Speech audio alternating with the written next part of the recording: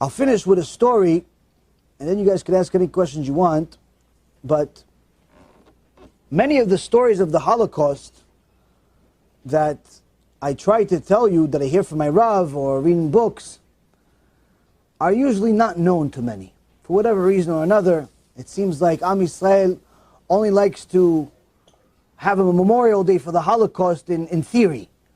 Very few actually read about it. Now, some of the tzaddikim that died through the Holocaust, whether it's Rav Wasserman alav shalom or many of the other tzaddikim that we've spoken about in the past, they actually give a fantastic testimony of not only what happened there, but also what's written in the Torah about the neshama of a Jew. Rabbi Ephraim Oshry, he lived through the Holocaust and wrote a 5-volume book about halachic decisions he paskined in the concentration camps. Now, my Rav told me some of these halachot that he judged on. I'm telling you, it's like having a bet din in Gehenom.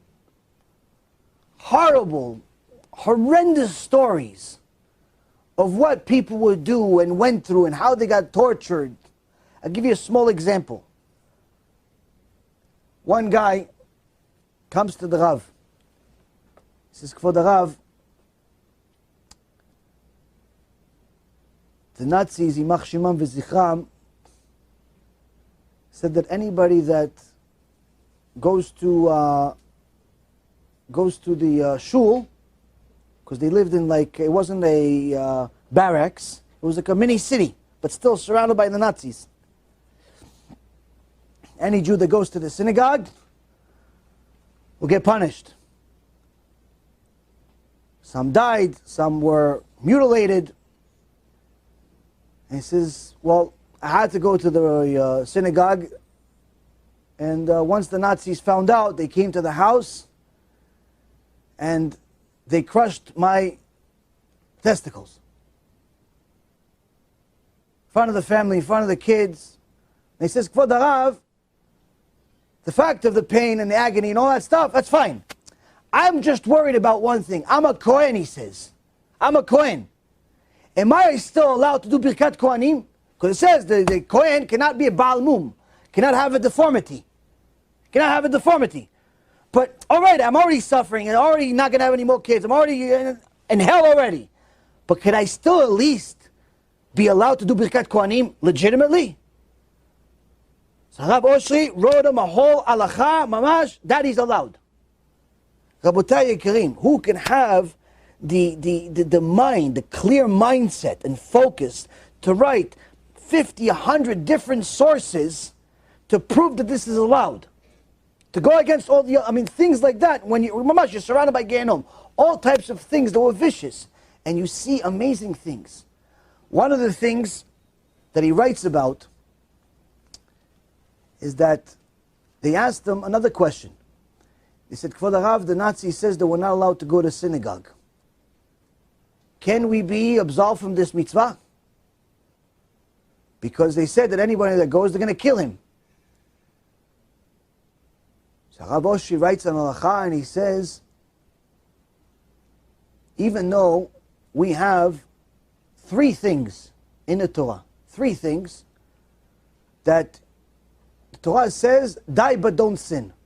If somebody tells you to go worship an idol, die but don't sin. Somebody tells you go kill somebody, die but don't sin. Your blood is not redder than theirs. Somebody tells you to go make a sex crime, die but don't sin. There's 3 main things. But the Torah also says that this is during normal times. When it's one-on-one. One guy puts the gun to your head and says, drive on Shabbat or I kill you, you're allowed to drive. But somebody tells you go to a church or I kill you, you're not allowed, you have to die. But that's when it's one-on-one. If it's in front of people, Or it's Shat Ashmad. It's time where there's a din on the world, and they're destroying Jews everywhere. They're killing people everywhere. He says, even on a minhag, you have to die for. On a minhag. What's a minhag? The Rambam says if there's a minhag, to tie your right foot and then your left foot. And the Goyim say, if you tie your right foot and then your left foot first, I'm going to kill you. Go with the left foot first. You have to go with the right foot anyway, even though your life's on the line. Why? Because it's Shat Ashmad. So Rabbi Oshry says, Ephraim Oshry says, even though going to shul is not deoraita, it's not a biblical mitzvah, because it's Shat Ashmad, you have to go and sacrifice your life just to go to synagogue. And he writes, who are the ones that made the biggest sacrifices to go to shul? Who are the ones that made the biggest sacrifices to go to shul? You and I would answer logically. All the tzaddikim, all the religious, they all. Maybe they were religious before, they're religious now, right? He gives a chidush of all chidushim, Rabotai.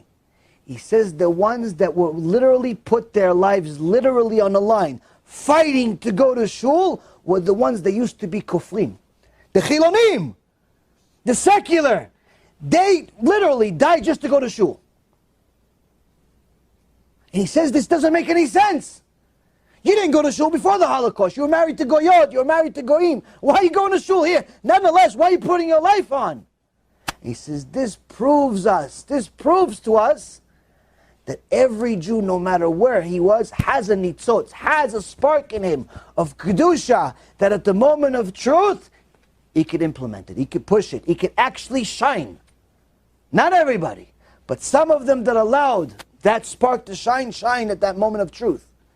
And that's why, Rabotai Karim, anyone that wants to say that all 6 million died on Kiddush Hashem, no one argues. It's not because of just the tragedy of 6 million Jews dying, but literally that you could learn zchut on them, where you know that every single one of them that was in the concentration camps, that saw the horrors, especially after you see it in your own eyes of what they went through, you learn about it, you read about it, no one is going to stay a rasha after seeing that.